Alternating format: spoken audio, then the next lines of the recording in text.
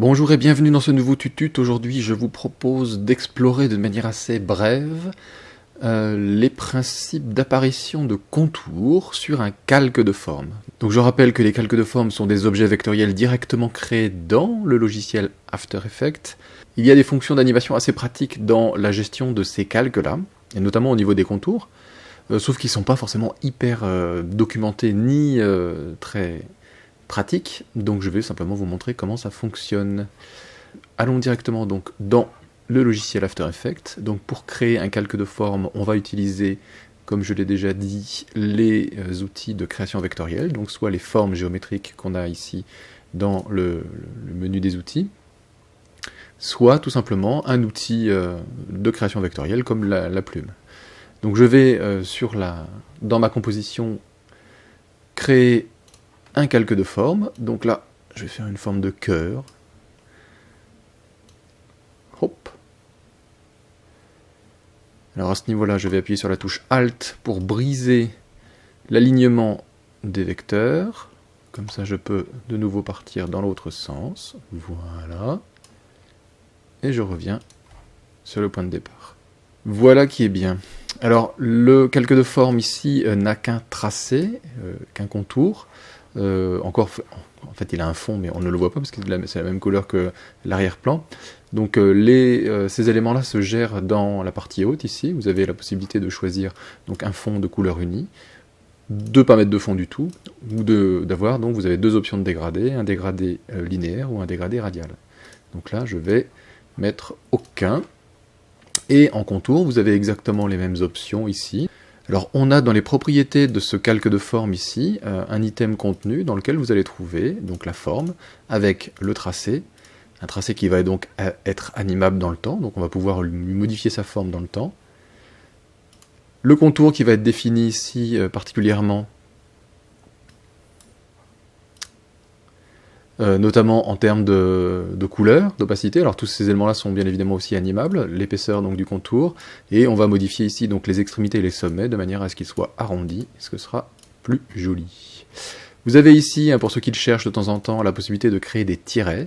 Donc ici, je vais créer un tiret en modifiant, donc en accentuant son épaisseur, sa largeur, pardon. Et vous pouvez donc rajouter comme ça un certain nombre de tirets pour avoir des tirets de taille variable. Donc il peut y avoir un tiret court, un tiret long, etc. Donc vous avez tout un tas de possibilités. Donc on va enlever tout ça. Et on a donc un remplissage. Alors là c'est le principe, c'est que même si vous n'avez pas mis de fond, vous aurez un item remplissage là qui est superflu. Donc je vais simplement sélectionner et le supprimer. Et puis, vous avez aussi donc un item de transformation qui vous permet aussi de modifier chaque forme à l'intérieur de chaque calque de forme, puisque vous pouvez en rajouter plusieurs. Alors ce qui va nous intéresser, c'est exactement comme dans l'utilisation de l'outil texte, c'est des petites options que vous pouvez rajouter à vos calques de forme. Donc ici, je vais venir cliquer sur la petite flèche pour activer le menu, et je vais voir que donc là-dedans, j'ai un certain nombre d'options qui me sont proposées. Donc je vous encourage à l'explorer parce qu'il y a des choses assez pratiques. Alors on va retrouver pour les habitués d'Illustrator des fonctions assez proches de ce qu'on va trouver dans le logiciel vectoriel d'Adobe. Donc une fonction zigzag, enfin des choses comme ça. Nous, ce qui va nous intéresser aujourd'hui, c'est l'item raccorder les tracés. C'est donc une appellation assez mal choisie pour définir une fonction qui permet de modifier la manière dont le contour va s'appliquer sur le tracé.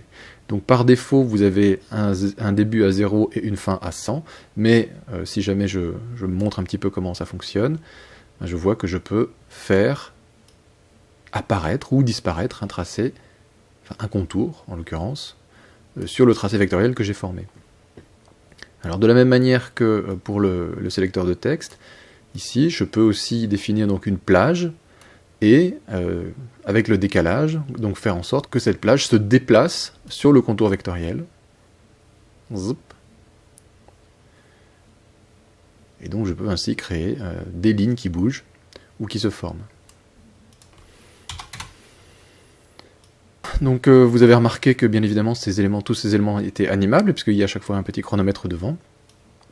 Dernière petite option quand même qui peut être intéressante, il y a sur les tracés vectoriels des points, un point en l'occurrence, qui a un statut un petit peu particulier, c'est ce que je vous ai mis ici, c'est ce que le logiciel appelle le premier sommet. Alors le premier sommet va être représenté sous la forme d'un carré qui est entouré d'un autre carré. Donc c'est le point à partir duquel il va réaliser donc ce principe de décalage. Si je veux modifier cet état de fait, donc je peux cliquer sur un point, ici, faire un clic droit, et dans Tracer de masque, définir ici ce point-là comme le premier sommet. Auquel cas, donc maintenant, l'animation se fera à partir de ce point-là. Voilà, donc vous savez à peu près tout. Je vous encourage bien évidemment à explorer un petit peu les différentes options. Je vous remercie pour votre attention, et je vous donne rendez-vous pour un prochain tutoriel.